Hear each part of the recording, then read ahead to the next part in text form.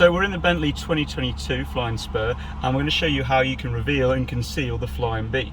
So coming over here, this is your home screen. You want to come over to the car option, and there we go.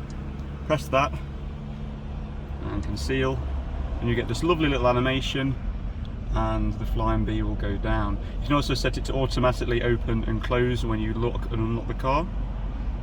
Press it there again, and we're revealing the B. Brilliant. So obviously the Bentley is also designed for the passengers as well as the driver, and you can in fact control it from your panel down here.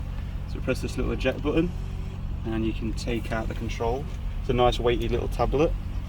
Press on the Flying B and you can conceal and reveal the Flying B just as if you was in the front.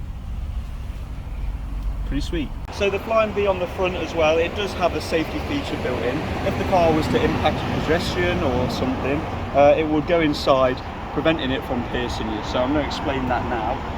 So for example, the car's moving along, it's hitting to someone, it's a little bit hard, and there we go, it flips in straight away, avoiding any kind of extra damage to the pedestrian.